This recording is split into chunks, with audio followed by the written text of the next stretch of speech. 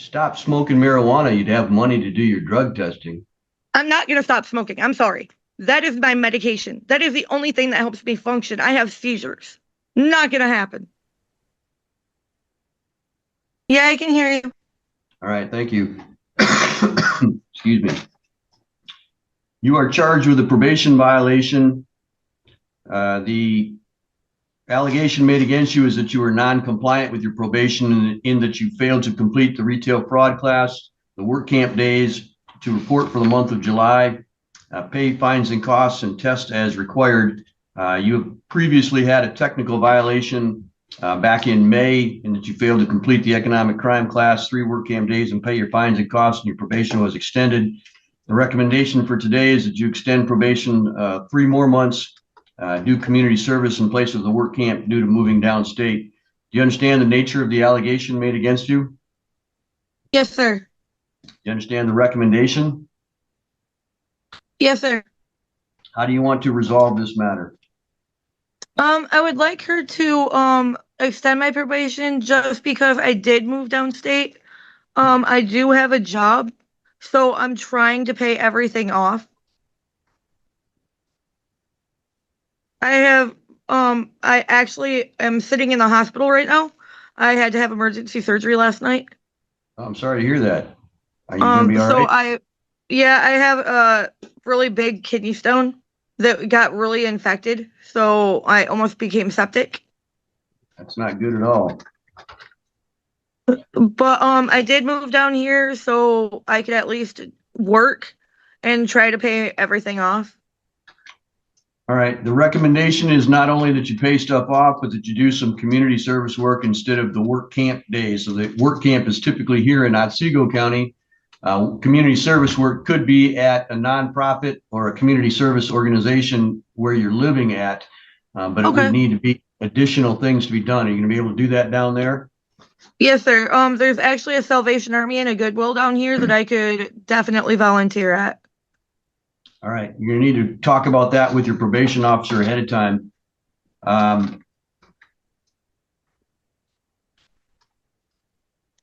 Now, sir, do I still have to drug test because there's no like this substance abuse issue with my case at all?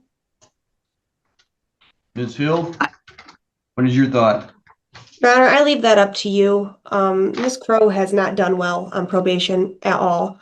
She's not calling the testing line. She hasn't tested. The only reason she's getting another chance right now is because she called me, said she got a job and that she's doing better. This is her last shot. Her next time that she comes before you, I'm requesting jail.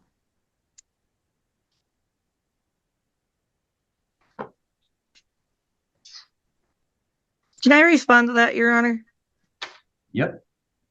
I have been calling the testing line. I have been doing the testing line online every day. The reason why I have not been able to test is because it's $45 every time I test, and I owe the testing facilities almost $120. I'm not made of money. I pay my child support $300 a month. I have a $260 car payment and a $120 insurance payment. I am trying to get a place of my own, which is another $900. I'm not made of money. I do not have the money to test. But I have been calling the testing line. And on reporting this month, the reason why I missed reporting is because I was at work. I have been working my tail off. Midnight to 2:20. All right, guys, buckle up because this courtroom clash starts instantly with tension building the moment the defendant is confronted about marijuana use and probation violations. What seems like a routine hearing quickly turns into a heated justification of her lifestyle choices, as she insists cannabis is her medication for seizures. The judge, however, is not convinced and immediately highlights missed drug tests, unpaid fines, and failure to complete required programs. The situation intensifies when she reveals a serious medical emergency involving kidney stones and emergency surgery, trying to explain her inability to comply. This opening segment sets the tone for a case driven by conflict between personal struggle and legal accountability, where every excuse is being tested against court expectations. I called to report when I realized that I missed it. Okay, Ms. Crow, Who made you do the retail fraud third degree?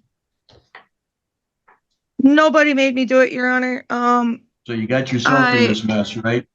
You're right. I was retarded. I should have known. I should have put it back. It was a big mistake. I have never stole anything else in my entire life, Okay. and I So, never will. and good. I'm glad to hear that. As a result of that, Judge Cooper, back in October of last year, gave you a court order, which was to do certain things. He And did. I understand. you've not done those things. And so it's a little hard for me to understand why I should take things off of your plate that the judge ordered when you haven't done them. I And understand that, not, but hey, I understand that life is hard sometimes and life is expensive sometimes. why am I being drug tested when there's no substance issue with my case whatsoever? What kind of a store did you go into to steal from? It was a sex shop, and I stole fuzzy handcuffs. It says the Fantasies Smoke Shop. It was a sex store, Your Honor. The smoke right. shop is a porn store. I wasn't the one who sentenced you, so I can't tell you why the judge put that in place. All I can tell you is the judge did put it in place, and you've not been doing it. Because, Your Honor, she will violate me. I admit I smoke marijuana for my autism. It is the only medication I am on, and I told her this. And so, what doctor prescribed marijuana for autism? it's not prescribed. It's recreational. It's the only thing that helps. How do you know that? Because I've been on multiple medications, Your Honor. I have been on almost every ADHD medication that is known to man. I was a guinea pig for a very long time. When I take 2 hits, I can finally feel normal. I can function. Now you can feel stoned is what you can feel. Your Honor, it's not like that. It's recreational for me. I don't do it all the time. Do you understand what recreational means? It's because I don't have a medical card. That's why it's recreational. If I had a medical card, it'd be medicine. You're telling me you're using it for medicinal purposes, but you have no doctor that's prescribed it. I've never heard of marijuana being used for autism. $275. It's $275 to go get a medical card. I don't have that kind of money. So I came down here to try to get everything done. So I actually had the money to go get the stuff that I needed to get done.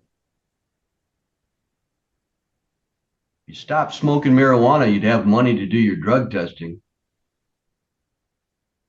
I'm not going to stop smoking. I'm sorry. That is my medication. That is the only thing that helps me function. I have seizures. Not going to happen. I am not going to have a seizure because I had a withdrawal from marijuana. Seizures is a medical problem. What is your doctor prescribing for your seizures?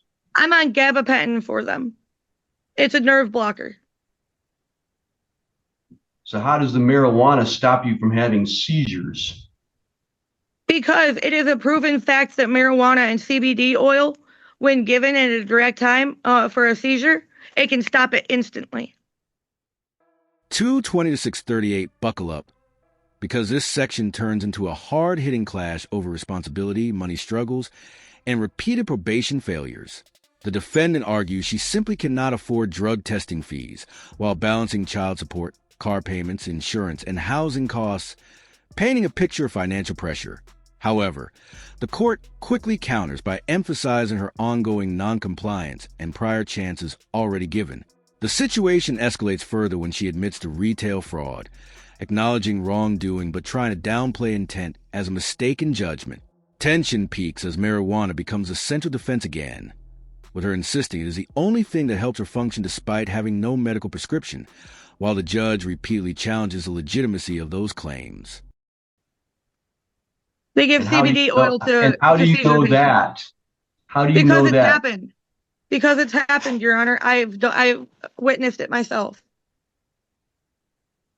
Your I have Honor, dropped with her charges. attitude in court, I'd be willing to change my recommendation to 10 days jail and discharge her. Why? I don't have an attitude. I'm down here working. I have a job. I have to go to work tomorrow. You don't I have an can't lose my attitude? job or I lose my son. Oh, man. What attitude This, do I have, Your Honor? you just told me that you weren't going to do something when I asked you if it was medically done or not. You said Because it the is only to thing me. that, It's medically necessary. Ms. Crow, just wait. You asked me why, and I tried to explain it, and you're talking over me. The only thing that you've cared about is your marijuana. The No, only thing that you actually, got it's riled not. up. Ms. Crow, I'm still talking. You can't talk over me. But I moved to get a The job only so I thing can that get you off of got fucking fired, probation. Ms. Crow, stop talking. Because you're making me look like a monster. Ms. Crow, stop talking. I will give you an opportunity to respond in a minute. The only thing that you got fired up about when we were talking was your marijuana.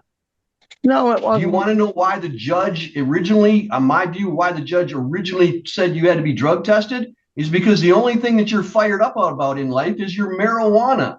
No, it's not, Your Honor. That is a bullface lie.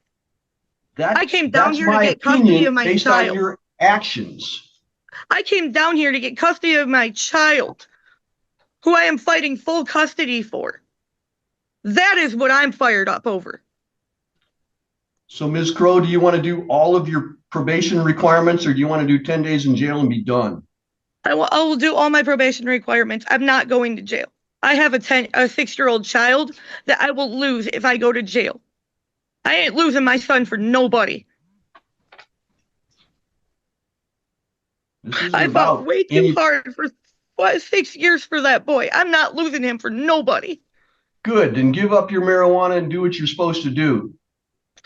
There's no, where can she at least send me a list of places to drug test down here?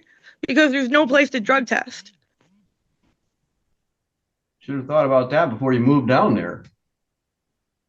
Yeah, she can. Okay, so either move or live in a tent and be homeless. Ms. Hill can assist you. If she can find some drug testing places down there, she'll send you a list. I'm going to adjourn this. I'm going to adjourn today's hearing for 3 months. You will follow all, Ms. Crow, be quiet while I'm talking. You will follow all of the probation requirements in the next 3 months, or you will do 10 days in jail. Okay?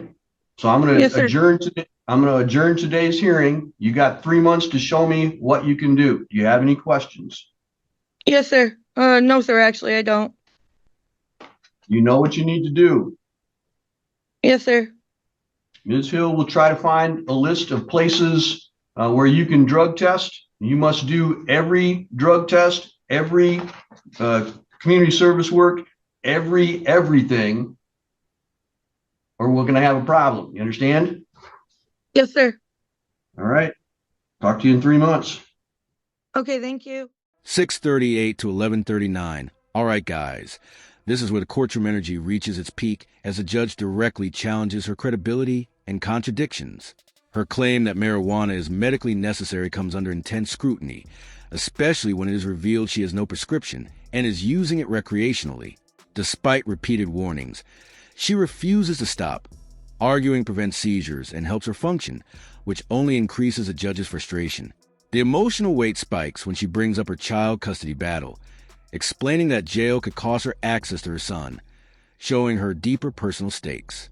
Still, the judge remains firm, warning that continued violations will result in jail time. In the end, she is given a final 3-month probation window, making this a critical turning point where her future depends entirely on compliance.